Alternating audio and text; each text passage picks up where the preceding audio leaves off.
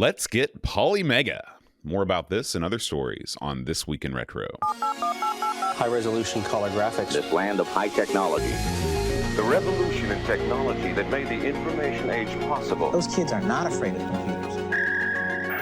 The Spectrum art world loses a master. What has Atari gone and done now? A playable Pac Man Museum.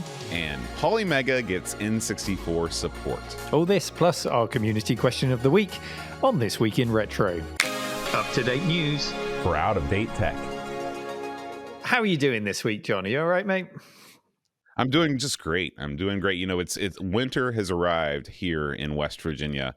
I'm slowly starting to get acclimated to bundling up as much as possible before I leave out of the door. Yeah, it's arrived with a vengeance here. We had the soft launch of The Cave this weekend, and honestly, I thought it was all going to be cooled off because on the Saturday, the morning it happened, winter suddenly hit and the snow started falling here. And oh, wow. Yeah, incredibly, people turned out. I thought it was just going to be a no-go, but they made a huge effort, so I'm really appreciative of that. And I've got a video in the works to show the soft launch and how it goes on the channel soon.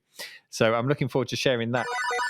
Neil, when you think Batman on the TV screen, which Batman comes to mind? The Michael Keaton 1989 version, the super moody Christopher Nolan Dark Knight, or the campy Adam West 60s edition? Adam West, all the time. I mean, you specifically said TV screen there and not movie screen. True, and for me, that makes a big difference. And Adam West is always the first because despite growing up in the 80s, it was shown every single morning, I think. I think it was on Channel 4, like 6 to 6:30 a.m. slots, something like that from memory. And as a kid, campy wasn't really a thing. You just accepted the reality as it was presented to you in Batman's reality. He wasn't a spandex-wearing camp dude. He was a gritty crime fighter who just happened to wear primary colors, you know. Yeah. Shark repellent in the belt, you know, it's a normal thing. That's normal. That's the reality presented to us as kids. And the Joker, I remember, was genuinely disturbing. What was the name of that original actor who played the Joker? Boy, you asked me too quick, but I do remember that he refused to shave his mustache for the part. That's right. So instead, the makeup artist just painted the white paint over his mustache. Yeah, wonderful. I never noticed that in the low definition TVs of the time. I never actually noticed that. But I didn't like that Joker at all. He really did actually scare me. So yeah, Adam West all day for me. Now, what about in games? When I say Batman, the video game, do you immediately jump to Batman on the Amiga, you know, made famous in the Amiga Pack, slingshotting around the roads of Gotham in the Batmobile, literally slingshotting, or the jump inside a comic book puzzle solving of Batman, the Caped Crusader on the ZX Spectrum or the C64? Or do you think more modern? Do you think, although it's pretty old by this point, you think about the great 3D beat 'em up Arkham Asylum? Well, you've missed one off your list there, which makes me suspect you might be choosing it yourself. So I won't mention that one. And I just checked out while you were talking there. Cesar Romero was the name of the actor. Cesar Romero, yeah. That's right. For me, it was Batman the movie on the Amiga. I really liked the swing mechanic of the grappling hook, which was basically lifted straight out of Bionic Commando. I thought that was a lot of fun. And I liked the car driving sections, which moved along at such a nice pace on the Amiga that it taught a good lesson to a lot of dedicated, 100% driving games that just didn't match that speed and that smoothness. So I think it did a really good job on that. Although knowing Ocean, maybe the car driving sections were just lifted out of some other Ocean game and slotted in there to get this thing ready in time for the movie's release. I don't know. In fact, it didn't come out in time for the movie's release. It was a little bit later. But it was a good game on the Amiga. And I know on the 8-bits, you got that alternative side-scrolling view in the car sections on Batman the movie. And that was a completely different game. Again, you were kind of going up and down and side-scrolling and popping the balloons and all sorts. Because you had the car section and you had the Batwing section further into the game as well, which I enjoyed a lot too. So, Batman on the Amiga, the Caped Crusader on the 8-bits and on the Amiga was a good game, but a very different game. And on the Amiga, it felt like a real 8-bit throwback to like those Dan Dare kind of flick screen adventure games. So Batman the movie on the Amiga just felt a bit more futuristic to me. And of course, it was selling a lot of Amigas in that Batman pack. So that's my choice. But tell us your choice, John. I think I know what it is. Yeah, well, I grew up playing the NES version of Batman, unsurprisingly, and it still holds a special place in my heart. It's definitely worlds away from the Batman that I knew because at the time that I played Batman, I had not yet seen the movie that it was based off of, and so I was like, boy, this is much different than the Adam West Batman. Much like you, I grew up watching the Adam West Batman. I actually had the soundtrack on record on LP that I would listen to constantly. And it featured the Bat Tootsie. I'm not going to lie to you, Neil. I think that now, as an adult looking back at the Batman games, you really can't discount the importance of the Amiga Batman game because it was so varied in its action. You did have the over-the-shoulder car driving part of it. You have the the side-scrolling Bionic Commando section, as you mentioned, and it was the ship that launched 1,000 Amigas. It was David Pleasance's brainchild to put this game in a bundle with the Amiga 500 and sell it as the Batman pack. And for a lot of people, that was their entry into the Amiga scene.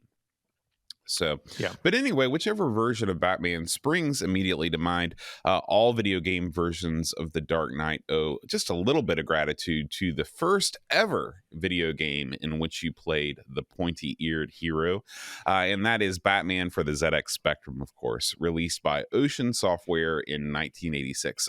Are you familiar with this earliest Batman game, Neil? Yes, absolutely, I am. It's held up as an 8-bit classic, so I do know it. Had that really nice isometric style that worked so well with the Specky's colourful palette. That's the one. Yeah, this was one of the first ZX Spectrum games I ever played, and it's still my favorite of all of the isometric puzzle adventures. And as you know, there's tons of those on the Spectrum. Batman, well, he looks like Batman. He looks more like the Adam West Batman or the Batman of the 70s comic book. He's got a gray top rather than a black top, and you solve puzzles in this game. It's more of the Batman as detective rather than Batman as action hero, which is one of the aspects of the character that I've always enjoyed. Now, Neil, the reason why I bring this up is because Batman's artist, Bernie Drummond, regrettably passed away a few weeks ago. In fact, Bernie not only did the art for the Spectrum version of Batman, but along with programmer John Rittman, he was instrumental in convincing the Top Ocean brass to get the Batman license in the first place. I know it's really hard to believe now, but Batman in the early 80s wasn't the worldwide phenomenon he would become at the end of the decade. And Ocean management actually thought that Batman wouldn't be recognizable to kids at the time. That's something that seems mind-boggling in hindsight, don't you think? Yeah, it absolutely does. But then when you think about it, Batman the movie is really what rejuvenated the franchise back in '89. It was nothing more than an early morning 2-decade-old TV show for me then, although I'm sure there will be plenty of hardened comic book fans out there who will argue differently and tell me, I don't know, maybe it was a peak period for the comic book in the 80s. I wasn't in that world, so I don't know. But certainly in the mainstream, it was a 2-decade-old TV show that was on in the early mornings. And right. Then along comes Batman the movie, 1989, which was the first movie in the UK cinema, I remember, to hold a 12 certificate. That was the first time we ever saw this new 12 certificate. So you had to be 12 years old or over to go and watch it at the cinema. Oh, interesting. Now, in the UK, is that 12 full stop, or could you be under 12 and just have a parent with you? No, for that you would have PG, which is parental guidance. So you have U for universal, parental guidance, 12, 15, 18. Now, how do they check? Were children required to bring their birth certificate with them to the cinema? How did you know? Do you know what? In all my years of going to the cinema and going to films I'm not old enough to watch, nobody has ever asked me. I don't know if that was because I was born with like a 5 o'clock shadow or what it was, but yeah, I guess, it depends what cinema you were going to. A lot of them were independents where I grew up back then, and they were just happy to take your money. Yeah. I think there's a similar situation here in the States. But getting back to our story about Bernie Drummond, there was an interview that John Rittman did in Retro Gamer a couple of years ago. And this was before the passing of Bernie. And he said that Bernie created what looked like a random mess of dots with no sign he knew where he was going. And then he went with it from this crazy doodler persona to craftsman instantly, sculpting a matching eye, then an entire character. When you create pixel art, there's a period where it just looks like dots on the screen, and the best of the best, there's a switch that turns on at some point during the creation, and all of a sudden your jaw drops and you have this beautiful fully realized piece of art that's just made up of all these dots on the screen, and Bernie was definitely one of the best. Yeah, it's really nice to see someone creative bring art together and make art happen. I don't know if you've seen, there's trailers going around for the new Beatles documentary. Oh yes, Peter Jackson's son, and there's this trailer going around. Oh, you've seen it? I haven't seen it yet. No spoilers, please. I want to know. No spoilers. I want to know if they become successful or not. But there's this thing in the trailer where Paul McCartney is just making noise with his guitar and humming, and suddenly over a period of about 45 seconds, this noise evolves into the first ever kind of instance of the song Get Back. It evolves into that song, and it's just wonderful watching art come together. And I would have loved to have watched Bernie sit down at a screen, or many other pixel artists for that matter, and just see, because anyone can put a dot on a screen, but to see it come together as a piece of art, and even better, an isometric piece of art, because every single element of that game has to line up perfectly, or it will look completely out of place if the perspective is wrong on it. So, I would love to have seen that. I don't know if there's any old VHS footage of behind the scenes at Ocean or anything like that where we might catch that. If anyone knows, let me know. I'd love to know that. And of course, Batman wasn't the only game he worked on, was it, John? What other games might we know Bernie from? No, the dynamic duo, see what I did there, of Drummond and Rittman didn't stop after Batman. They went on to create other seminal isometric titles for the Speccy. Head Over Heels is probably the most famous, another great isometric puzzle game. But they also did a soccer game, Neil. They did the football game Match Day 2. Which is a totally different art style than the isometric games, but still pretty good. So Match Day 2, Match Day harder. Match Day with a vengeance. That's right. This was in the world before the subtitle. So a melancholy happy trails to Bernie Drummond, an artist who truly left behind a legacy of classic games. John, the Atari saga continues to feel like, feels like we've had a dedicated segment for Atari every week at the moment. It does. It's the new minis, isn't it? We haven't had minis, but it's all about Atari lately. And this time it's to do with their latest business dealings, of course. You'll recall that Wade Rosen took over as CEO earlier this year, and he made some encouraging noises about Atari restoring its dignity and moving away from some of those stranger decisions that it's made in recent years. We've seen it associated with hotels, with gambling, with cryptocurrency, with all kinds of things. And Wade announced that Atari were not quite resetting their priorities, but stepping back at least from some of those businesses and focusing more on the games, which is exactly where we all want Atari to be focusing. I think most would agree. Well, this week they announced game-related news of sorts. Atari have invested in both Antstream and Moby Games. Now, Antstream is a retro gaming thin client platform in which you can stream classic games with added high-score challenges to make them more competitive for online gamers. And Moby Games, many of you will know about Moby Games. It's a website that is just a big old database, if you like, of every game for every system you can think of. It's got box cover scans, it's got facts about the games, credit lists about who made the games, everything. It's Wikipedia for games, basically. It's brilliant. Now, the Moby Games deal is reported on gamesindustry.biz. It's reported that Atari has the option to buy the website and the database, absolutely everything, for $1.5 million. And Atari have also invested $500,000 into Antstream, with investment potentially going up, it's reported, to a further $3.5 million down the line. Now, John, Atari taking over Moby Games and having a hand on the tiller in Antstream, how does that make you feel? To be honest, I think these kind of investments are the kind of deals I want to see Atari make. And I think these are the kind of investments they need to make. We talked a few weeks ago how Wade Rosen wants to reconnect with the gaming community, as well as push what he calls premium gaming experiences through Atari's classic IP. And so acquiring one, if not the largest gaming database on the internet, as well as an upstart, game streaming service that could be home to its future games, makes sense to me. I've got to admit, though, AntStream has always seemed like a very British-centric gaming service. I fired it up a few times, and it definitely has lots and lots of games, but it seems to be primarily made up of Spectrum and C64 games, which there's nothing wrong with that. There are some Euro-produced Mega Drive and Amiga titles sprinkled in, but I just don't know how well that service is going to get over here in the States with that game lineup. Have you messed around with AntStream, Neil? I have, yeah, and you're right. It's very British centric. The first time I ever came across AntStream was at an expo here in the UK, and they had it all set up. And they must have had the servers in the building because there was no latency, no lag, no delay. It worked perfectly, and it was great as a demonstration. But I've been giving it another go recently. I dip in and out just to see how it's progressing, and my experience of it is not brilliant when it's not in that contained environment of being at an expo where everything's perfect. I played the game 720, the skateboarding game, and I think that's a slightly higher resolution game than some of the other ones. And the artifacting that I got on the screen was just terrible. It looked horrible. I played a lot of Robotron, which one of my favorite games.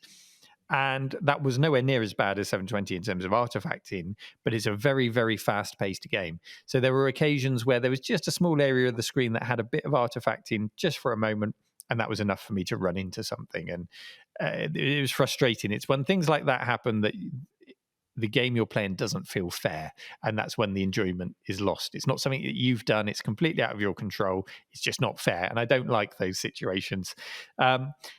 And what was even more frustrating was I've got a new 500 megabit up and down fiber to the house connection at home.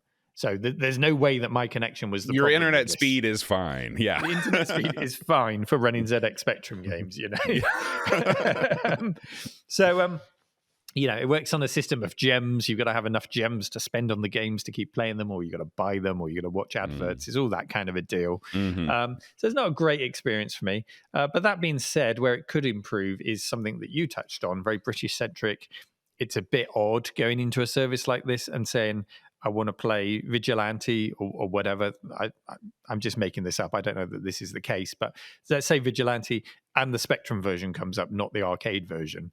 Right. There's lots of arcade ports on the Spectrum, which are great if you know the Spectrum. If not, they're not necessarily the most accessible versions of the game to just pick up and play. So a little bit odd, but this deal with Atari could actually solve that. It could help to bulk out the library with Atari's back catalogue. That could be a really good thing. Or perhaps further down the line, if we think further out the box, it could be a way for Atari to create some kind of thin client console that hooks into the service, or a service that uses this technology. I've always expected the Sonys and the Nintendos of the world to deliver video games as a Netflix-like streaming service to the next generation. But it would be kind of funny if Retro beat them to it. I'd actually quite like to see that. If they iron out these problems and we see a new Atari console that hooks into a really good thin client service with a good library of retro games, I could be tempted. I'd like to see that, John. I hate to break it to you, Neil, but they have not. Nintendo already offers its own retro streaming service called Nintendo Online. I guess it's not really a streaming service, but the games are so small. Here's the thing, Neil. These games are so small that the cache that your browser spins up whenever you start a Netflix movie, you can fit like the entire Spectrum library just within that browser cache. So the idea of streaming these games is just weird, because we're talking about a very good point. Yeah, you make a very good point. Why have a whole data center dedicated to this when most of them would run in your browser on Java, no problem? Yeah. So and that's what Nintendo has a a Netflix like service where, you know, there's a library of games and some of them cycle in and out, and it's like $10 a year or something like that, $20 a year.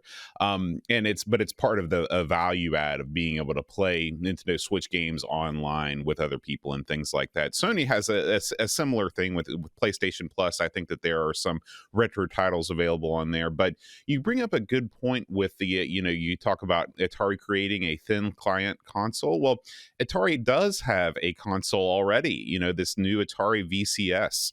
And I haven't really been keeping up with, you know, what's available on this thing, but it seems like this would be the perfect way to showcase all of Atari's offerings, as many as they can get through, you know, this online service. If they can integrate AntStream with the VCS, and they'd be stupid not to, they can say, listen, you know, you plug this thing in and you have access to the entire Atari library of, say, you know, 2,600 games, arcade games, plus online leaderboards, competitions, all the things that AntStream seems to be doing really well. That seems like a no-brainer. So I would be surprised if we didn't see that on that new Atari VCS console. Yeah, and I think if they're going to do something like that, they have to move quickly, because when this takes off in modern gaming and retro gaming, those kind of services are just going to be integrated into smart televisions in the same way Netflix and Disney Plus and all these things are. So if you're going to start selling set-top boxes for gaming, get them out now. Yeah. And then the other service.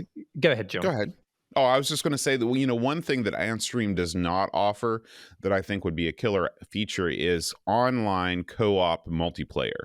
So if you have a game like Bubble Bobble or something like that, and you want to play with somebody across the world at the same time online, there is no way to currently do that through AntStream. So hopefully with some of this Atari money, they'll be able to spin that part up.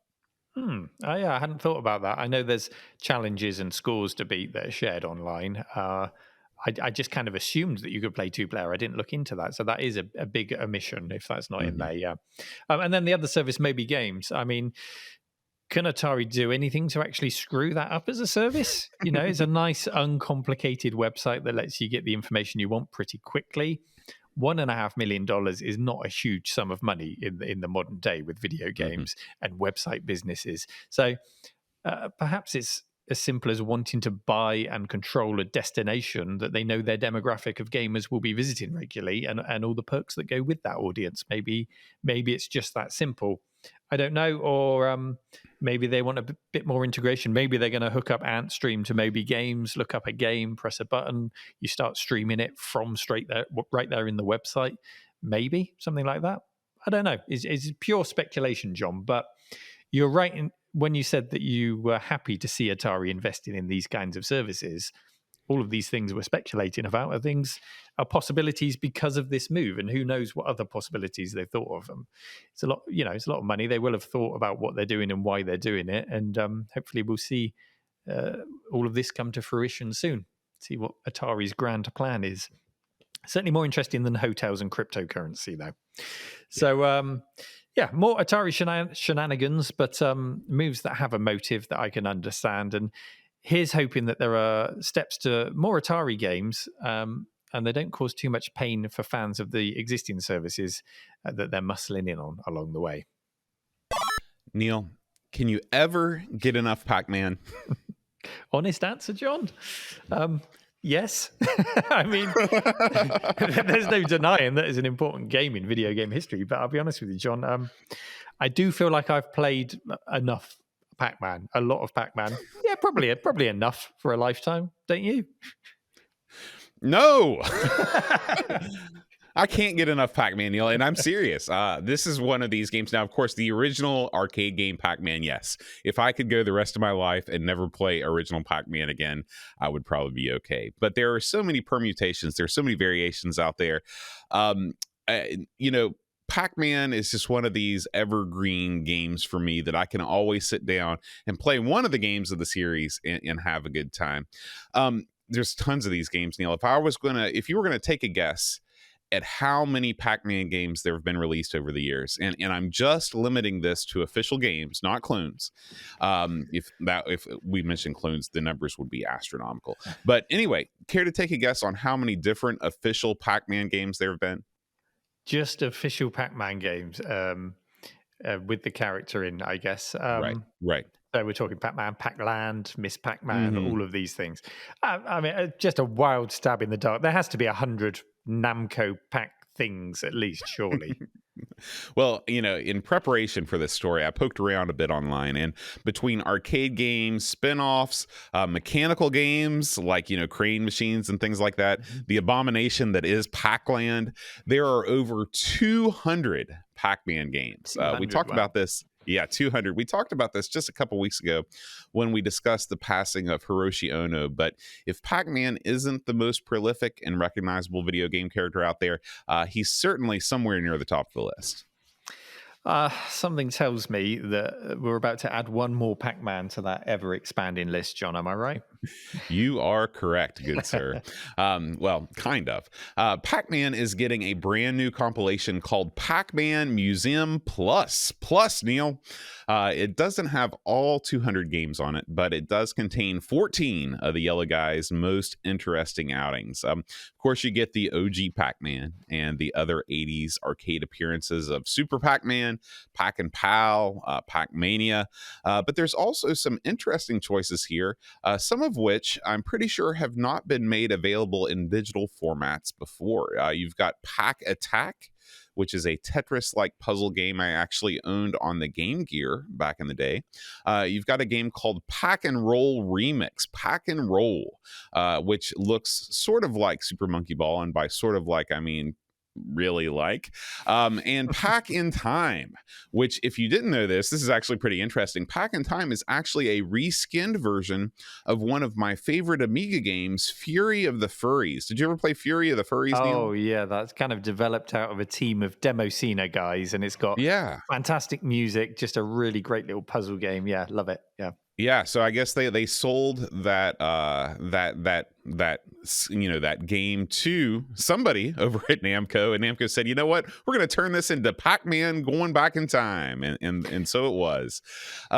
So yeah, there's 14 games on this thing, Neil. Yeah, so at this point we're just shoehorning Pac-Man into any other game we can get our hands on. I'm surprised we haven't seen like a Pac-Man Marble Madness where it's just him rolling around this yellow ball. Yeah, what a missed opportunity.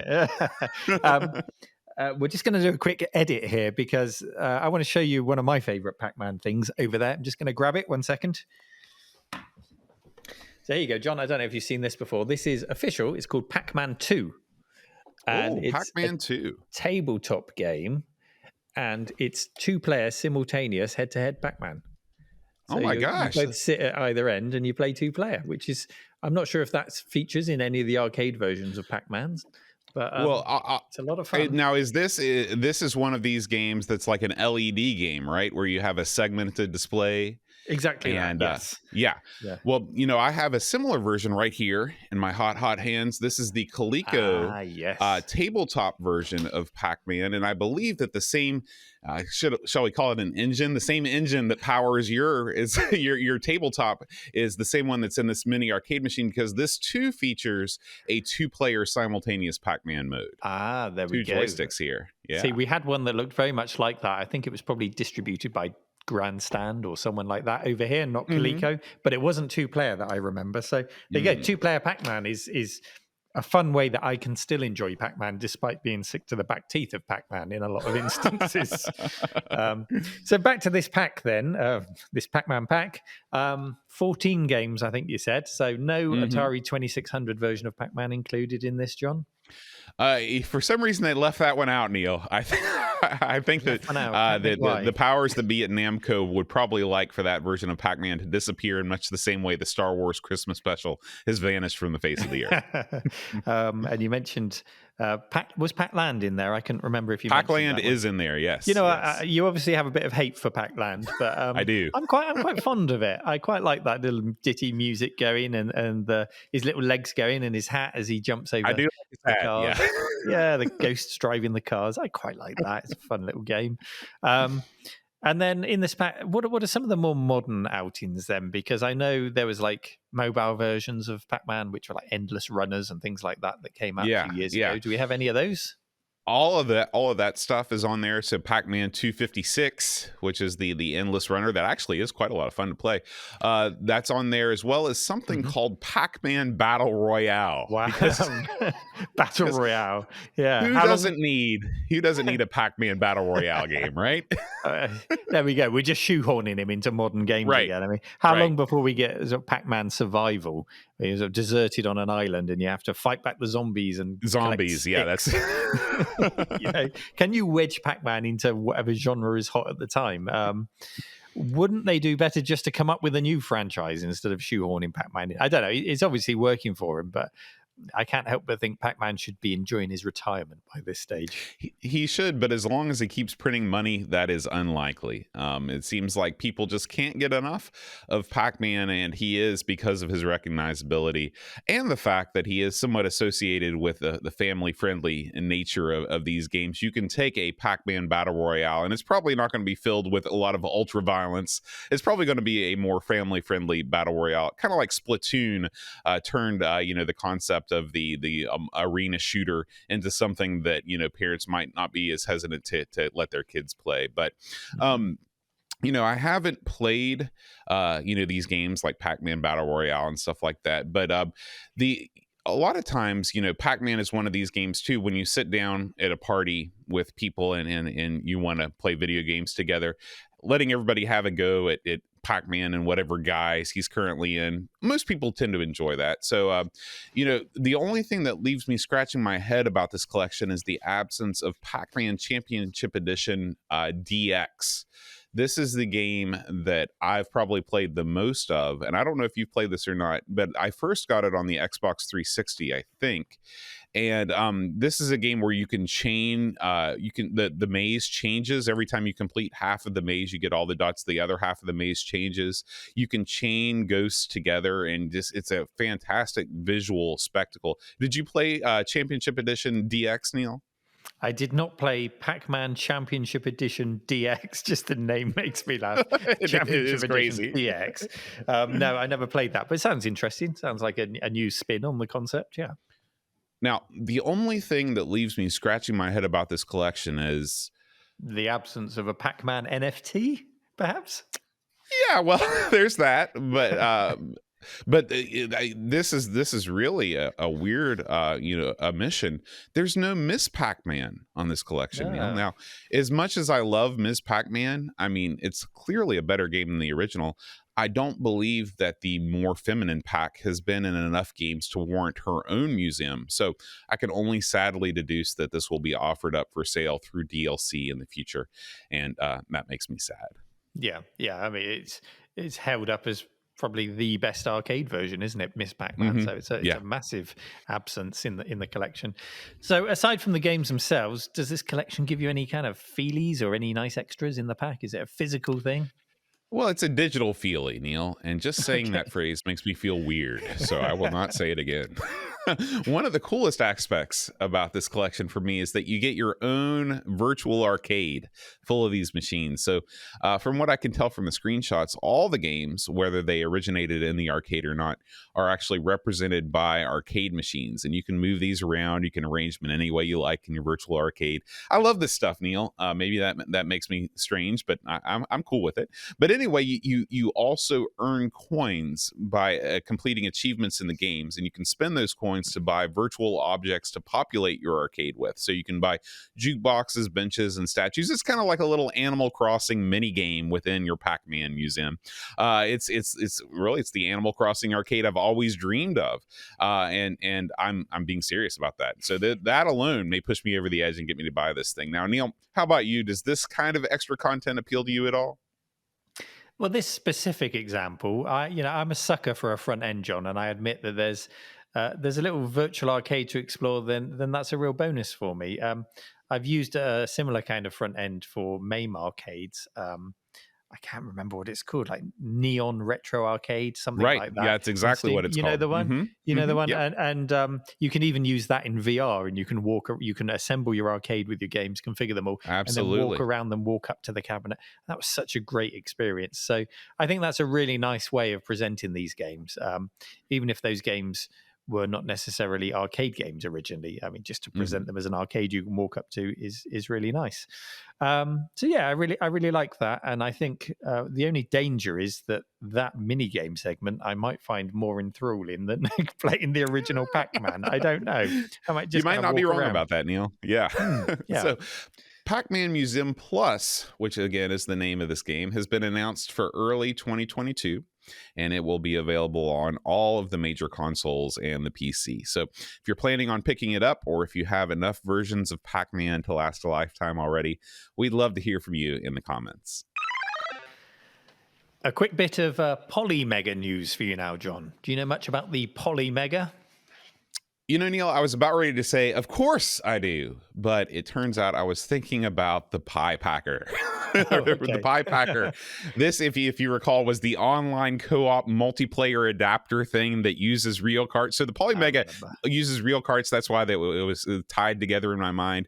We talked about the Pi Packer back in May, but that's not the Polymega. Tell me about the Polymega, Neil. Okay, so the Polymega, it's had numerous delays in being launched. It did arrive in September of this year, supporting the Sega Saturn, PlayStation, PC Engine, CD, Neo Geo CD, Mega CD.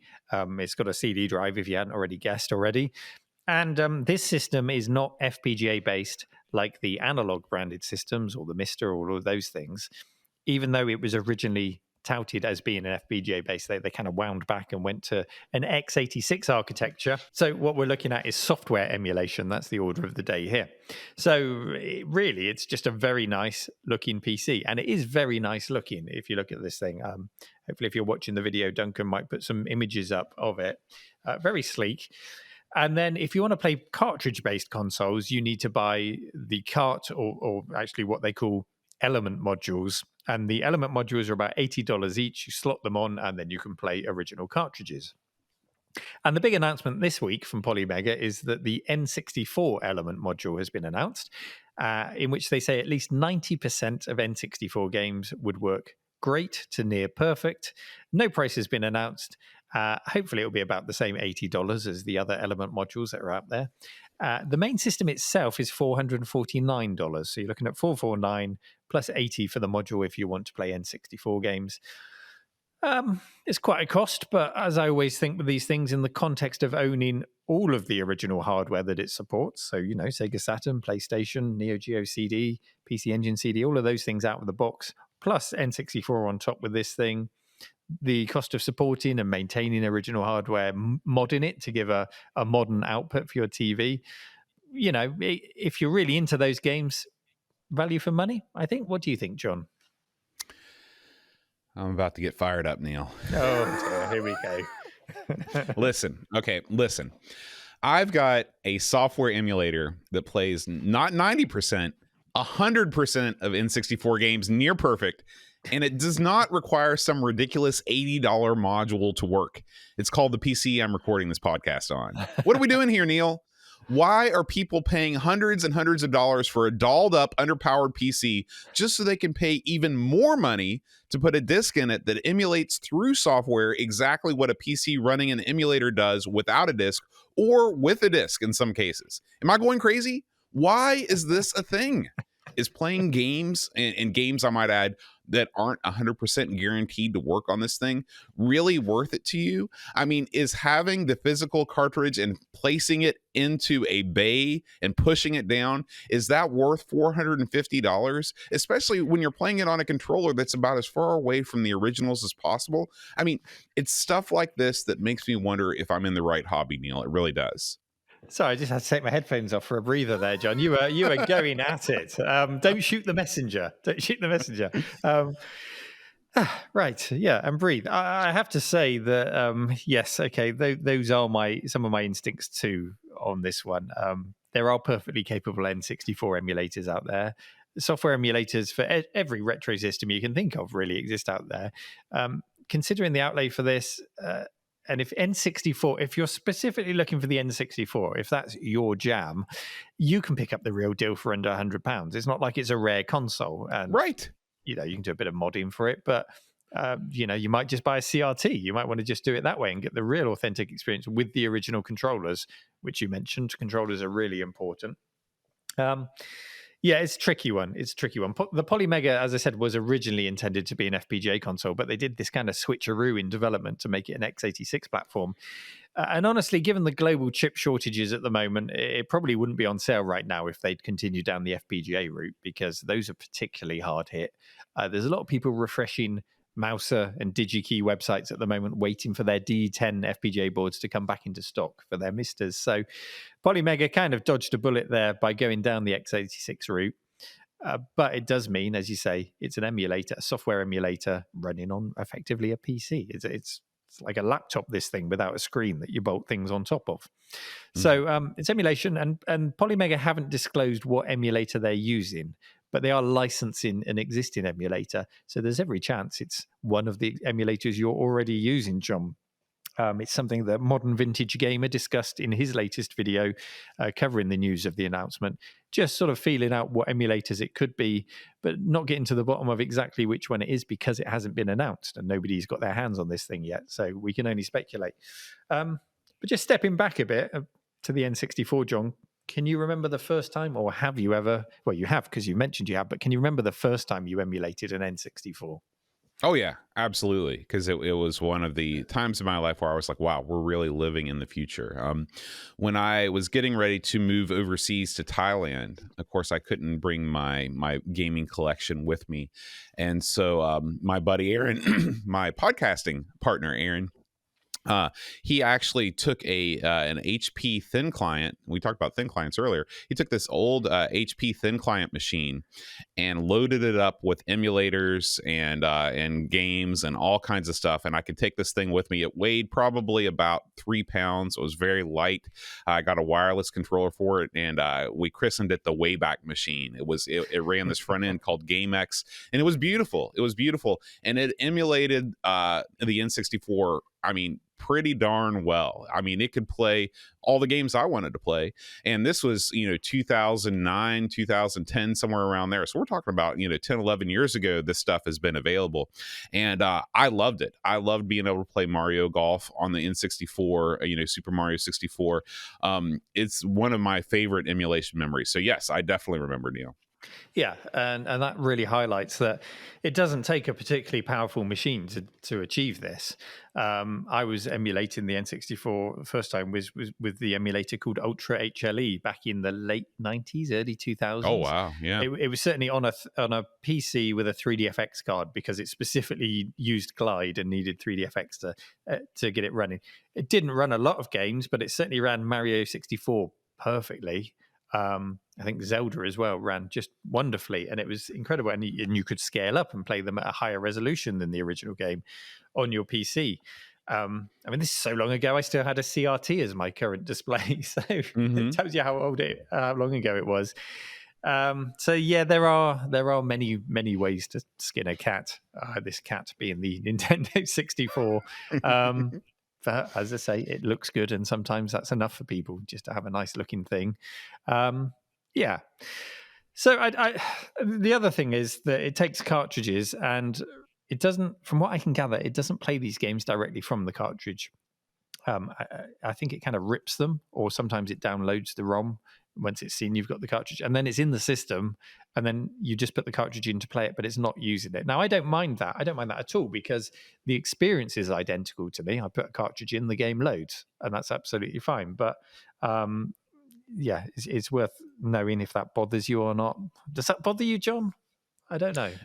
I mean, the whole thing is just so ridiculous that it's beyond me to care, because the moment that you're using a software emulator, and the moment that you're using what looks to be like, an Xbox 360 controller, why you would continue to mess around with original cartridges and the expense that entails, because it's not as if you're doing the developer of these games a solid by buying, original cartridges at inflated prices on eBay to play them.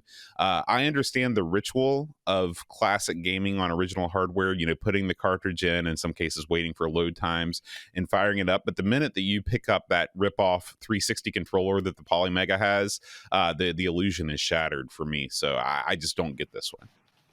It's got a nice front end, John.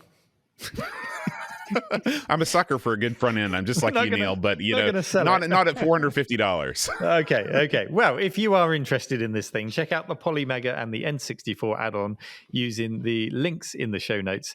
There isn't yet a release date for the N64 add-on. We could perhaps expect it in 2022, but with silicon shortages being what they are right now, who knows? They've made the announcement. I'm sure they've got it all under control and it'll be seen. Of course, that's not the fault of its creators. It's just the way the world is right now. All right, Neil, as we close out our show, we should talk about our community question of the week. Oh, yeah. So last week's community question of the week was, what game caused you the most psychological torment? And people took this in multiple different ways, which I enjoyed. Reading Glasses Man responded on Reddit, on our subreddit. He said, SimCity. Honestly, by the time I'd finished a session, entire weeks had gone by. Ever since, my sense of time has been shot to pieces. So sometimes games can disrupt the flow of time and space. I guess I had that a little bit with SimCity, certainly SimCity 2000, but I was always aware of my gaming sessions with that. The games that I really lost a huge amount of time and just completely lost track of time to were Civilization and Railroad Tycoon as well for some reason. I just got really sucked into that for hours and hours. But I can see it happening with SimCity, yeah. SimCity was a relaxing experience for me. It didn't cause me any psychological damage. It was just relaxing. Me neither. My game like that was definitely Civ 4. I mean, I remember sitting down in the morning and just starting a game and putting all of the, maxing out all the time and everything like that, and then just glancing up and being like, oh, it's dark outside now. The whole day has gone by. So. And I'm kind of hungry. Right. Yeah. OPJ writes, easy. For me, it's Airwolf on my Plus4. I love the TV show, so I just had to get the game. I bought it via mail order, so I had to wait for ages for it to arrive. As I was used to fairly quick loading Mastertronic games, this felt like it took forever to load as well. And once it loaded, my God, was it painful to play. I think I only got past the second screen once. From what I remember, you pretty much had to have pixel perfect movement to get anywhere. It's the most frustrating game I've ever played, and I still shudder whenever I think about the game. And OPJ 76 brings up a good point that, added to the difficulty and the frustrating nature of the game, you also had on top of that the waiting and the anticipation of a mail order game. So I can understand how that caused him some psychological torment. Yeah, I can fully understand that. I've not played the Plus4 version, but I've played the Spectrum and the Amstrad version, and they're all equally as frustrating. You've got to be pixel perfect. It's more, you've got to be more pixel perfect than Manic Miner and Jet Set Willy. People talk about those as frustrating games, but my God, Airwolf. But what kept you coming back was that it's Airwolf. It's Airwolf with the cool music and the cool helicopter, and you want to be that guy flying that helicopter. And for at least one screen, you felt cool, but then you felt utterly destroyed. And finally, Environmental Toe 9060, one of the all-time greatest subreddit Reddit names.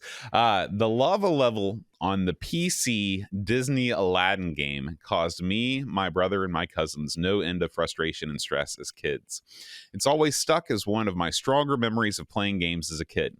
Then, funnily enough, over two years ago at the pub, I discovered one of my now best friends helped design and create that godforsaken lava level.